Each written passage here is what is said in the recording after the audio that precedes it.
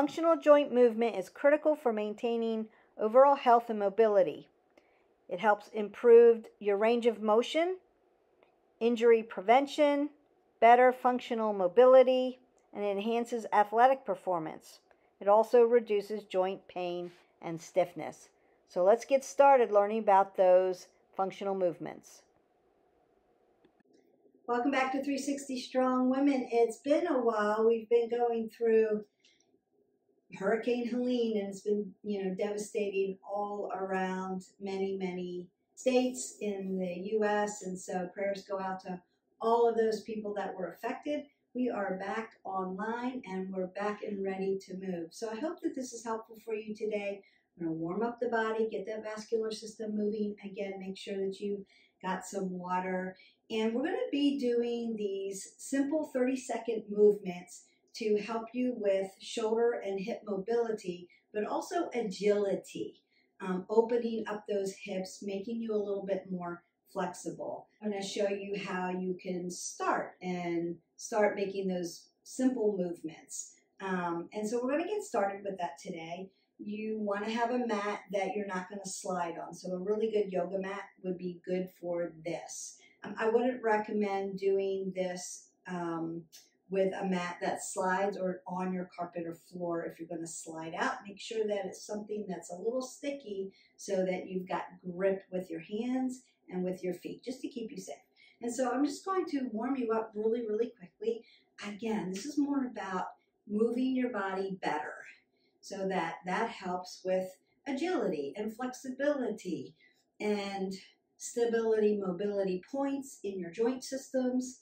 And then you have better workouts with cardio and with flexibility and with lifting.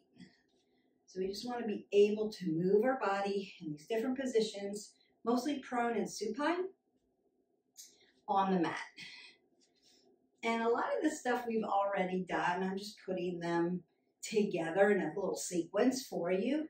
So opening up that vascular system, reaching up over my head, dynamically warming up, twisting out the spine, because we are going to be working that whole stability and mobility all through the spine into the shoulders. So we want to move them, make sure we've got range of motion, and then into your hips. Right, so I'm going to just move my hip flexors back, stretch them out a little bit, and then rotate them around, because that's what we're going to be doing. You want to keep your core nice and tight, belly button to your spine, and apple under your chin. So important here to keep your neck in a neutral position. One, we don't want to drop our head below our heart so we don't get dizzy, but we always want to keep that neck neutral so that we don't hurt the cervical spine. And then I'm going to tap my hip in and out. So still dynamically warming up and moving it, but just getting a little bit of opening of the hip here. Getting some oxygenated blood through my body. And I might want to dorsiplantar flex at my wrist and my ankle joints, because I'm going to be working in all the joint systems. And then the other side, so dorsiplantar flex and circle around. You may want to take your hips side to side and open up the side of the hip or round it out so that you've got movement around the hip, around that low back. You may want to roll your shoulders back up under the chin, tap down and hip hinge, and tap up, roll the shoulder down, tap down. And then I always want to open up those legs with a little bit of a squat. Big legs, big leg muscles, burn big calories. It's not really about a big calorie burn today. It's about movement around the body. So notice that I'm not moving very quickly. I'm not in high beats per minute. I'm just moving gently because I want to move my body gently, but I want to work those shoulders, work those hips, stability, mobility into those joint systems. So we're going to use them all. Wrists, shoulders, hips, knees, ankles. We're going to hit all the joint systems. All right, so once you're all warmed up, you can get some water, and then you're going to go ahead and meet me down on the mat. Welcome down on the mat. The first thing we're going to do is a prone position workout. Now, what do I always say? When I put you in a prone position, I'm also training your heart. So you're going to want to, what? Not hold your breath, but breathe through. You're exhaling out on the exertion. Say if I bring my knee to my hand or my hand to my knee and I'm moving, that would be exertion. If I lift up into a down dog, which we're going to do, that would be exertion. You're going to exhale, and then as I come back down to what we call earth or gravity or a neutral position, then you're inhaling. So you want to make sure when we do movements, you want to make sure you're breathing appropriately. Exhale out on those exertions. So when you lift, exhale when you push and pull, and inhale when you come back down to your starting position. We want to not hold our breath because this is also not just flexibility, stability, mobility, working joint systems, especially around the hip joint, but core work, because you have to have a very strong core to do any of these exercises or movements, so to speak. And so we're working a lot of core, and we want to pull the pit of the belly in and up. But what I find is a lot of people that work core movements, they hold their breath. We want to be breathing. We need oxygen into our body. All right, I'm getting off my soapbox about oxygen, but make sure that you're breathing. If you catch yourself holding your breath, exhale out and then take another big breath in and begin to breathe again. You could breathe loudly so that you could cue yourself. That would be another pro tip, tip of the day. So I want to make sure that I'm hip width for my body. So how do I find hip width? I'm going to put 2 fists between my knees and then drop down. Like I'm going to do a nice tabletop. And I want my yogi fingers on the mat so that I'm not pushing all my weight onto my wrist flexors and extensors. And I want my wrist and my elbow and my shoulder to be in alignment, and I want my joints to be nice and soft. Now what am I doing with my neck? Apple under the chin, looking to the end of the mat or looking straight ahead, not tilting up. I'm not looking up. I want to keep my neck in a nice neutral position. So the first thing I'm going to do is find bugs. I want to do a toe stand where I'm tucking my toes in a dorsiflexion position. Pull the pit of the belly in and up, and I'm going to hover these knees. And then I'm just going to twist a little, tap my knee, bring it back, tap my knee, and bring it back. That's what we're doing for the first one. We're going to add to that. When we add to it, all you have to do is decide, can I go a little further or do I need to stay where I'm at? And then we work.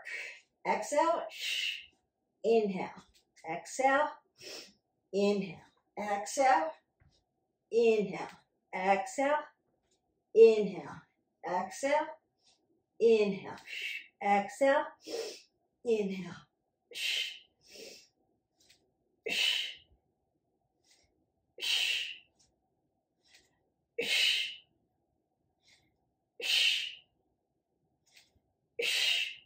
and then release down. Now you could take a child's pose if you needed to, then lengthen that out, stretch it out.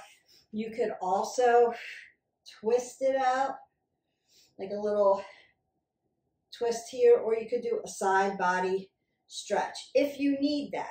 If not, we're going to keep going. So this time, going back into that position, setting it up just like you did. I'm going to hover, but instead of tapping my knee, I'm going to kick my leg through. Apple under the chin, I'm breathing. I'm going to hover, turn, tap my toe, turn back to bug, exhale, tap, inhale. So that's what we're doing. If you feel like I can't hold my body up quite with my leg extended because now the lever is longer, so it makes it more difficult. Keep it at bug and just do the same thing we did at the very beginning. Tap your knee. So you're picking which one serves you best for this morning. And you're going to work up to that. All right, and then we work. Exhale, inhale.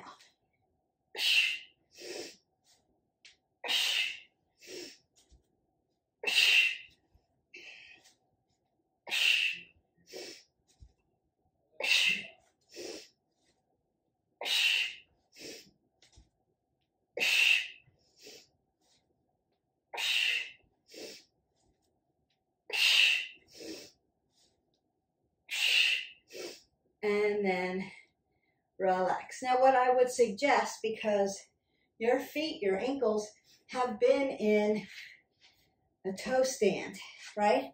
So you may need to dorsiplantar them and circle out at your ankle joint because you've worked it really hard in those last two exercises. Perfect. All right, next one. I think everybody can do this one. Again, prone position, setting yourself up in a tabletop. So I put two fists between my knees.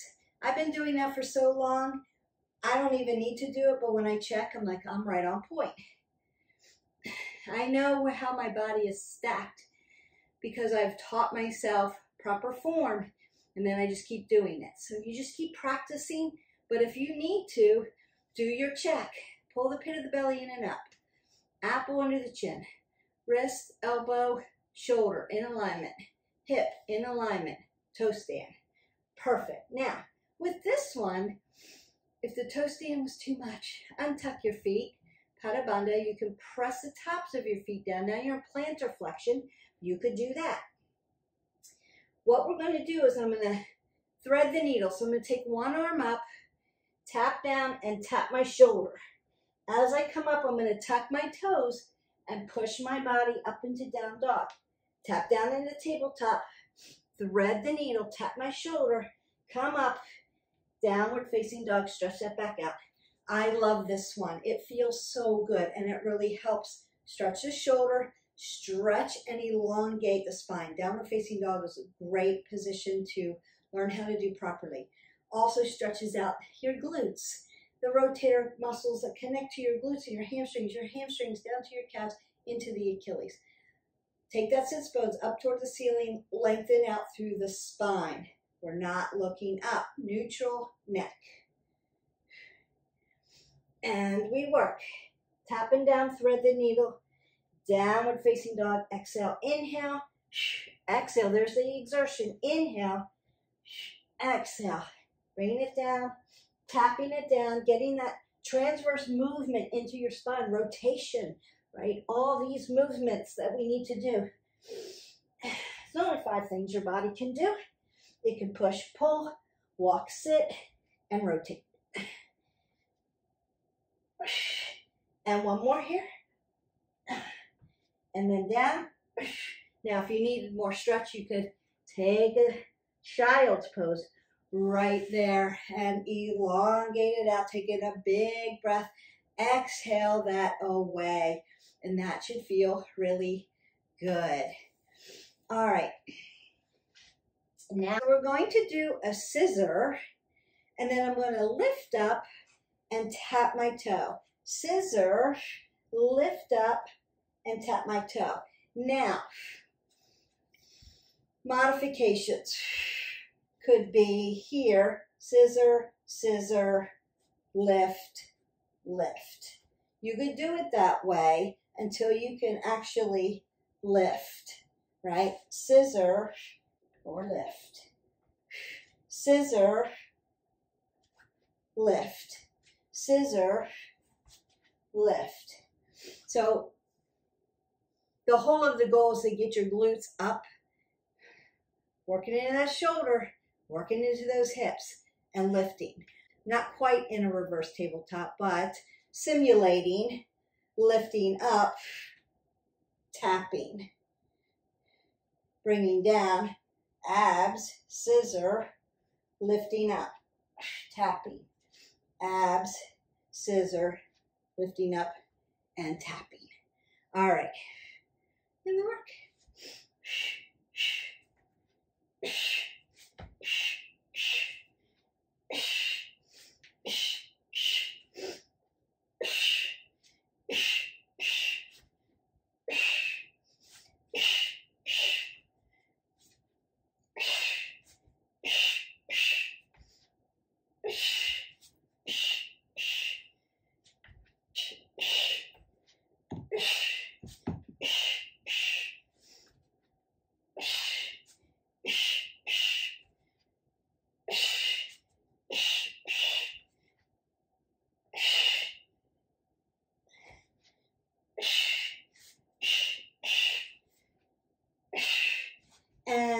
you're done. Now, because we did that in a supine position, pretty much, right? Spine down. We can hinge forward and do our stretch from here. So I'm just hip hinging at that hip flexor, opening up my low back, keeping my elbow under my chin, and then stretching that low back out, and that feels good. And stretching all around the hip joint, which is what we want. The bugs, we've done the down dog, we've done the thread the needle, we have tapped our toes, and we've done our scissor, lift up, tap the toe. Reverse tabletop. So I'm going to sit up a little higher. So think about your tabletop prone, right? Stacking all fours. Now I want to stack all fours, but belly up and then tap my toe. So I'm going to lift up, tap, tap, tap down.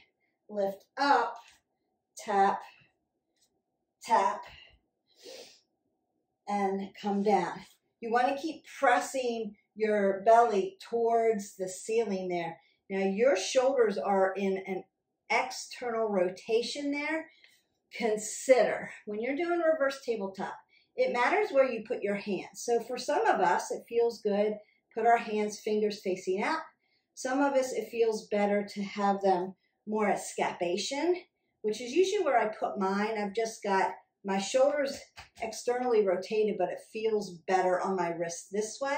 And for some of us, fingers in, that feels better. Either way, this way I'm rotated all the way out. I've got a lot of space, a lot of room, but then it puts a lot of pressure on my wrist flexor and extensor. I've got my more control here. So I want you to play with that a little bit and see which position your hand works better at for your wrist flexors and extensors, because we want to keep them nice and safe. So that's what we're doing, and then we work. So I'm going to lift up first, keep that belly high, then tap, lift, tap, tap down, exhale, lift, tap down, exhale, lift it up,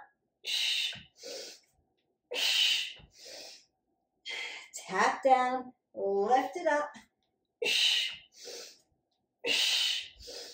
tap down, and then hinge forward again and stretch that out.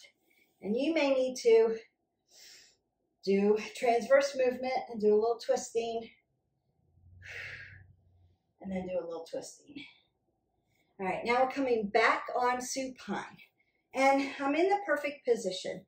I'm going to move sideways though for this. Let's make sure I've got mat behind me. So I want to be in this straddle, and then I'm going to hinge forward.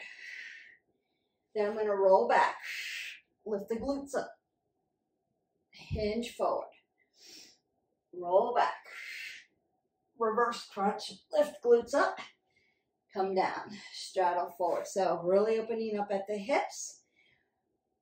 Try not to make it too pendulum-like. Like, try not to get so much momentum that you're just flopping your body from side to side. Make it more purposeful, a little slower, so that you actually have to lift your glutes up off the ground. And we work. Hinge forward, roll back, lift. Open that up, hinge forward. Apple under the chin. Exhale. Oh, inhale, back down. Lift up. Hinge forward. Exhale.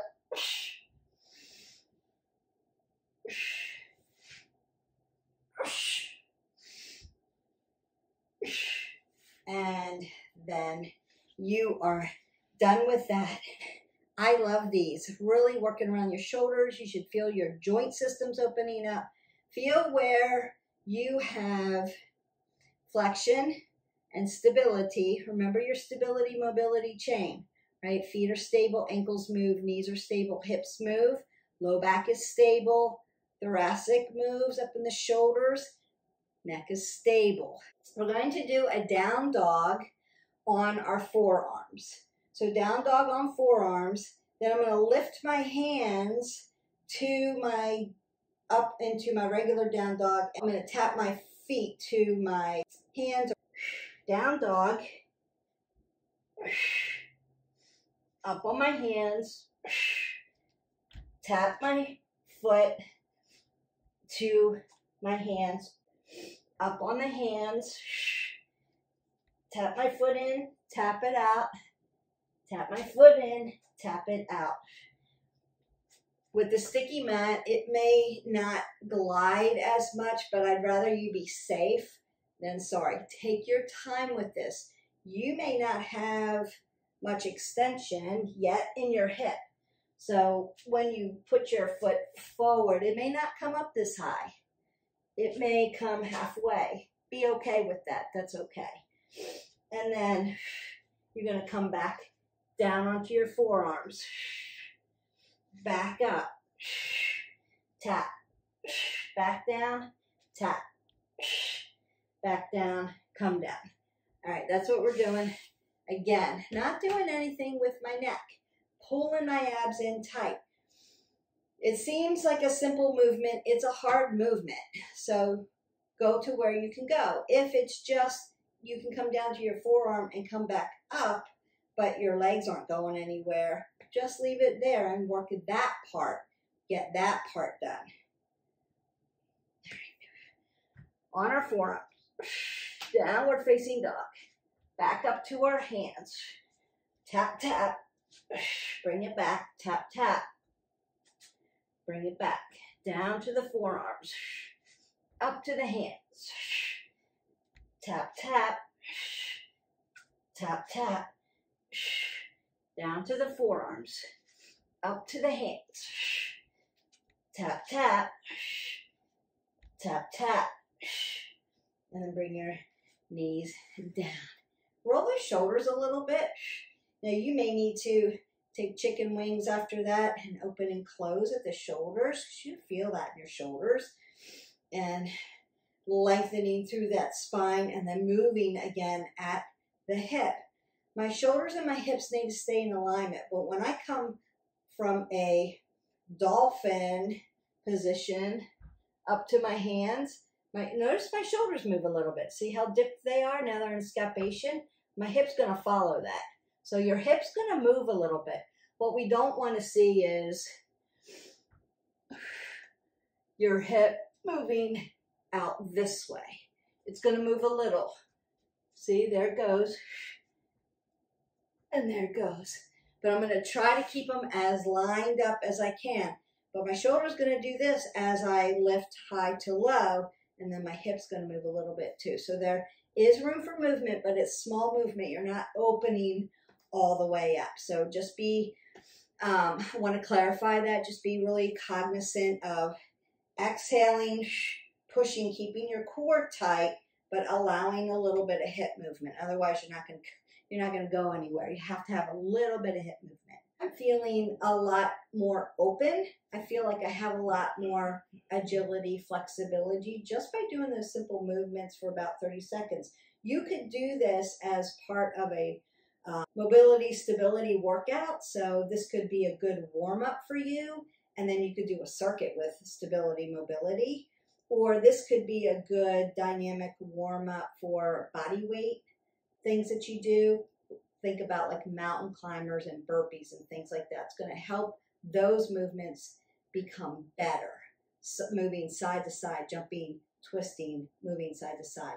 So this could be a really good dynamic warm-up for all those body weight movements that you do through the day. And then think about how they help your kinetic chain and your functionality of how you live your life. Like, oh, well, I twist that way. That's going to help me get stronger to clean, take care of pets and kids, do yard work, functional things that we do through the day. It's going to help you. All right, we've got 2 more movements to do. This next one, we're actually going to be in a frontal position, a prone position. We're moving through the whole kinetic chain here. So you're going to start in a plank position. High plank. long and lean. My knee's going to come to my elbow, bring it back. My knee's going to come to my elbow, bring it back. I'm going to jump into a kip. So I'm going to low squat, and then I'm going to jump up, crisscross my legs, come back down, plank, knee, knee, kip, crisscross, and down. Notice that again, I'm not doing anything with my head. It's not dropping below my heart. I'm looking straight up, looking straight ahead, not looking up, looking down, not doing this. Don't want to make myself dizzy. All right, you know the drill. Here we go.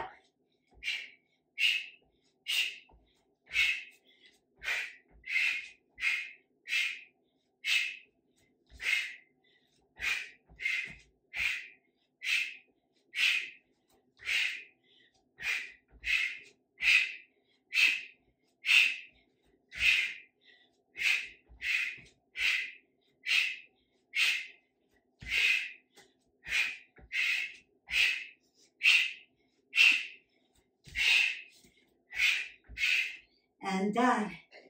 Heart rate should be up. It's a little bit of a burpee. Step side to side. Breathe in. Breathe out. Got you on that one. Prone position. Heart training. Coming to a standing position. Heart rate's going to come up. Breathe in and out. Then we get ready for the last one. Once your heart rate comes down, I want you to come down to a yogi squat. All right, you may be back down on the mat. Your heart rate is down. You may need to walk that out for a little bit. That's okay. I'm going to be in this yogi squat. I'm going to tap my knee, yogi squat. Tap my knee, yogi squat. Really working around those hips. And here we go. Tap down, lift up. Tap down, lift up. Tap. Inhale. Exhale as you move.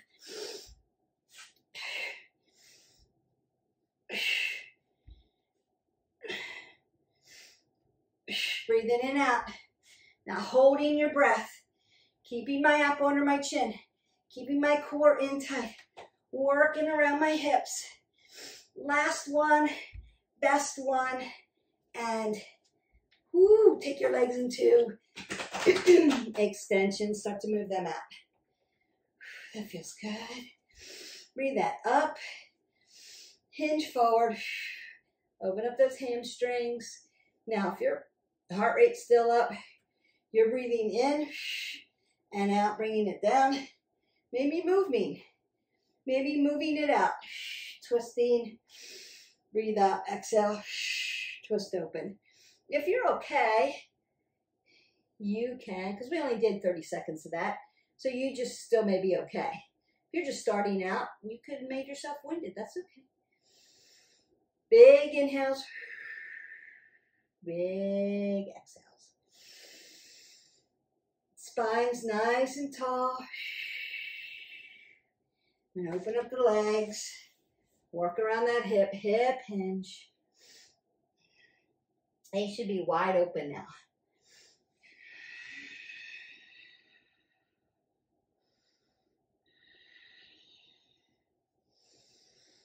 All the way up. Squeeze my legs together as I inhale. I want to lift up. So you exhale, twist open. If you haven't already liked and subscribed to our channel, go ahead and do that. Just hit that button. And then you have access to all of our playlists. You could then do a workout right now because you've considered this a warm-up. Or you could consider this a movement workout, and you could go into our playlist and do a whole stretch video. You could do that. We want to move at least 20 minutes through the day. Minimum, keep moving. Every 30, get 3 minutes. Every 30 minutes, get 3 minutes of movement. That's going to help keep your spine elongated. I'm just going to see how my hips are doing. So when I open them up and sit down, they are wide open from this movement sequence. Really, really helped. Now I want to Make sure my shoulders are relaxed down, stack that scapulae. And then I'm just gonna move to the other side and see where I'm at there. Laying down, nice and flat, really open around the hip joint up. That movement around the legs, the hips, and then movement up into the shoulders, movement into the wrist joints, your flexion and extension at your knees, and then at your ankle joints. So a lot of stability, mobility points, a lot of joint systems. Move better. Doing dynamic type sequencing like this is going to help you be more flexible.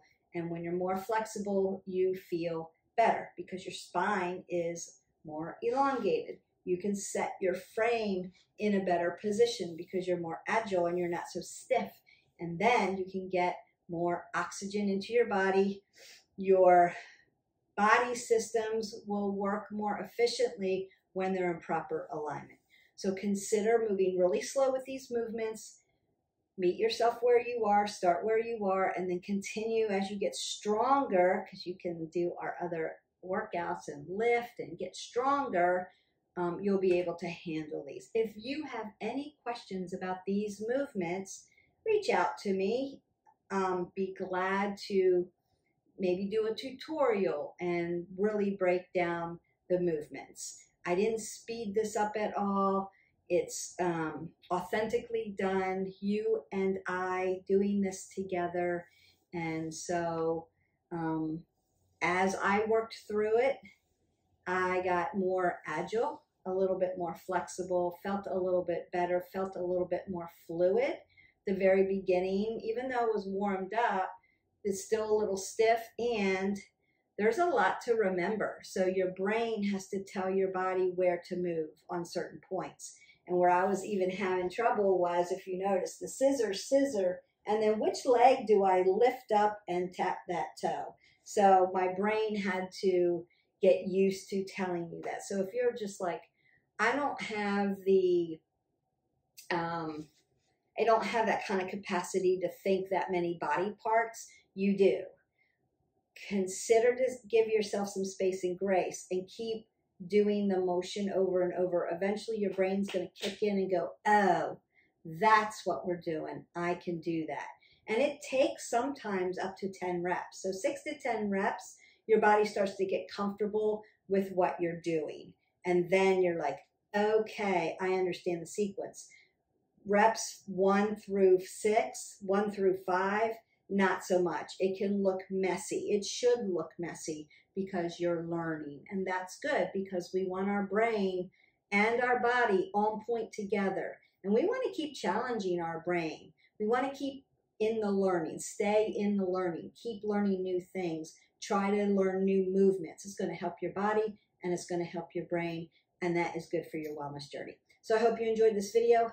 I enjoyed making it. It can be a little challenging, but keep at it, keep practicing. You can do one at a time. You could start with 10 seconds. You could just start looking at it and going, okay, she crisscrossed. And then what did she do? Okay, one leg comes down, one arm comes up, taps that toe, comes back down, and we start again. So it can be that slow. Don't worry about it. Just practice the movements. Functionally, they're really on point as far as agility, mobility, and stability in the shoulders and the hips and all the other joints that you need. So have a great day. Don't forget, hit our button, like, subscribe, and share. I'll see you for the next workout. Bye.